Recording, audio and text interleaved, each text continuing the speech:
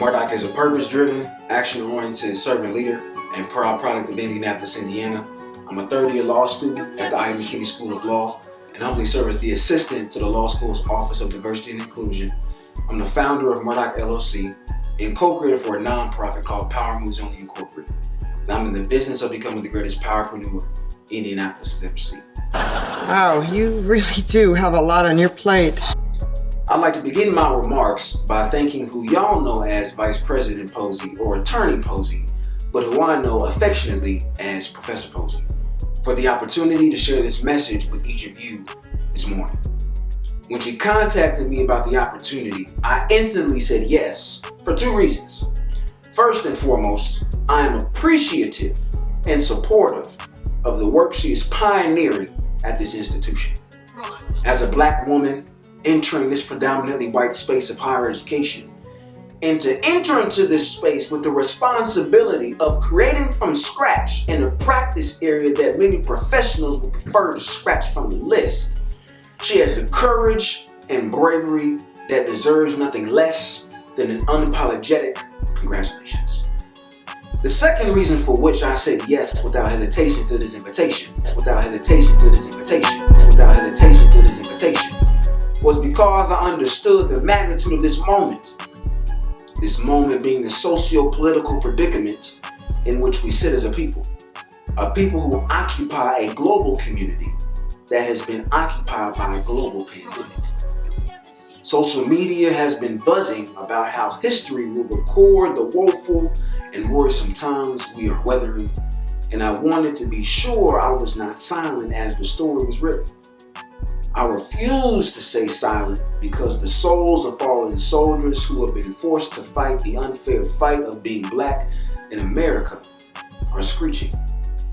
And if I were to be silent in response to their screeches, I would be considered complicit in explicitly denying the complexity of our predicament as a people. Okay, too many different words coming at me from too many different sentences. Yesterday, Don Lemon's headline on CNN went by. 2 deadly viruses are killing Americans, COVID-19 and racism in 2020.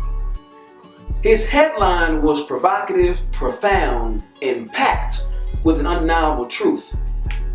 While I wasn't able to hear his remarks that contextualized his headline because I'm cooped up in my home without cable television, you want a cookie?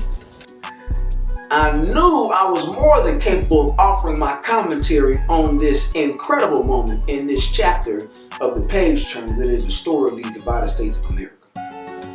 Professor Posey asked me to provide a message of hope for you all this morning, and that is what I will provide. But the hope I offer in today's Moments with Murdock, if you will, is a message that is filled with hope for a people of a particular hue, which may or may not be the same hue as you. Because offering a message of great hope to those who are white in moments like these is not right, and too remnant of the fight that Jock Johnson fought a century ago. Instead, my message is for those students, faculty, staff, and community members of the same hue as me and Professor Posey. A hue that is required to climb the hills of hate and dive deep into the valleys of invalidation that make our experience seem like hell on earth. In many ways, it was inspired by Don Lemon's headline. However, instead of talking about the 2 viruses that are killing Americans, I want to talk specifically about the 2 viruses that are quite literally crucifying African Americans. Well, we are all ears. A people whose America is not a dream, but rather a nightmare. My message is about healing through a crucifixion. And I name this crucifixion because a crucifixion is political, while a killing doesn't necessarily have to be. And the bodies of Black and brown babies have been politicized since they were yanked from their mother's wombs. Today, I'd like to title this moment, Healing While in Hell. Healing while in hell requires 3 things: honesty, help, and a hell of a lot of self-love. First, I'd like to focus our attention on honesty. Calling it like it ain't don't change what it is. If it's raining outside, describing the weather as sunny and warm doesn't change the fact that it's raining. If your car is running on E, describing your tank as fully equipped to finish the ride does not, I repeat, does not change the fact that you're gonna need some gas. If the world is suffering through a pandemic, describing states as ready to open doesn't change the fact that this world is in a pandemic. Lying about the weather, whether you have enough gas, or the ability for people to weather a pandemic does not change the challenges that created opportunity for those lies. They just leave folks uneducated, unprepared, and unprotected. Instead, it's acknowledging the reality of the situation in those moments that allows for true progress to be made. If we are to heal, even while being in hell, we must first prioritize honesty, calling it like it is, not what it ain't, but what we wish it was. Now, I'll be the first to admit I have fallen short of this step time and time again, and I argue for good reason. It is sickening to acknowledge that racism and white supremacy is as far from being dismantled as Drake is far from being perfect, just like everyone he knows. That was a hip-hop highlight, and I hope that you caught it, but I understand that most probably did not. Sometimes it literally makes me hurt to acknowledge the hurt that this world gives little infants. That was another hip-hop highlight that I am not sure y'all caught, but I pray that you did. Independent of whether or not you call the highlights, we must ask ourselves why it's so difficult to be really honest about the hell we experience on earth. I suggest it's difficult because in many ways it will unearth that our issue is not being honest. The issue is the hopelessness we feel when we acknowledge what we know to be true. Oh, that's deep. I like that.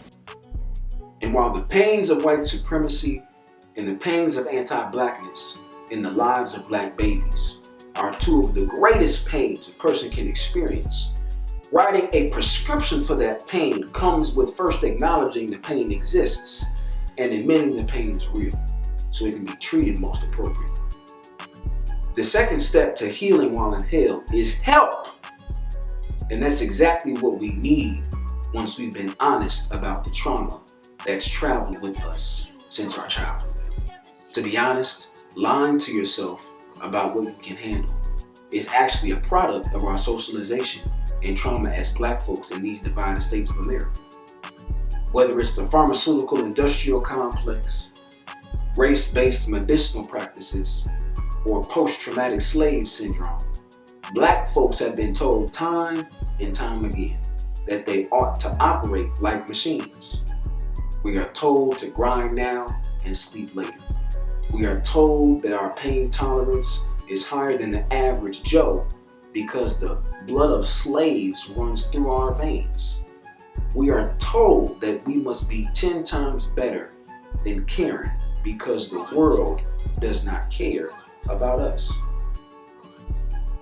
While success and achievement gaps are real, and I do believe the spirit of Harriet Tubman and Fannie Lou Hamer and Malcolm X run through my blood in my veins, and black folks are judged on a scale that is imbalanced intentionally, it's important to acknowledge that the burden of rectifying or rehabilitating the imbalances is not for us to bear alone. Racism and white supremacy were not born from an individual. Those are systems built on systems that hold each other accountable to their mission and vision like no other organization.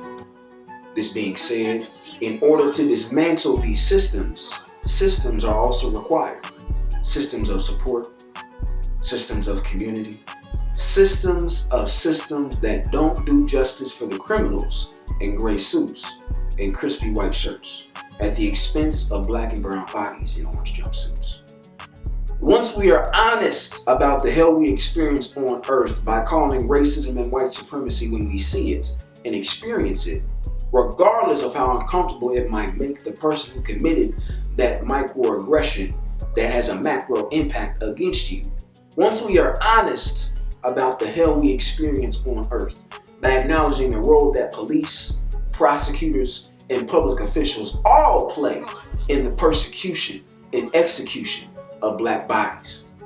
We can strategize and coalition build within our communities to create systems and ecosystems that combat systems of economics who seek to steal, kill, and destroy the power of your story. Help is not as distant as heaven is from hell on earth. It is much closer than you think. You experience the help every day in small instances. The music you listen to, the clothes you wear, the food you eat, the ideas you have, the people that you love, and the people that love you. Our political, our culture of fortitude, gratitude, and aptitude is the help we need to heal in this hell on earth. And the best part about our culture is that no matter how suppressed the system makes you feel, it cannot stop that thing that makes your curl pattern tell stories that inform generations of your beauty and power. No matter how depressed the system makes you feel, it cannot stop the drip in the natural limp from which you walk with your chin held high. Because you know you are the juice and the sauce and the pitcher, dagnabbit. Gas. It's made of gas. No matter how supremacy-centric the system is, it does not reign supreme. It does not have to reign supreme. And it doesn't have to reign supreme for my third reason of how we heal while in hell. Because it requires a hell of a lot of self-love to heal while in hell. And every time you commit to loving yourself, you are committing a revolutionary action against the system. Loving yourself is a revolutionary action. You are worth the revolution. Loving yourself is a revolutionary action, and you are worth the revolution. Loving yourself is a revolutionary action, and you are worth the revolution. Deciding to love yourself while living in a society that treats you as though you are less than human is a revolutionary action. And it is a revolutionary action because it is my favorite kind of PPP. A practical, a political, and procedural proclamation.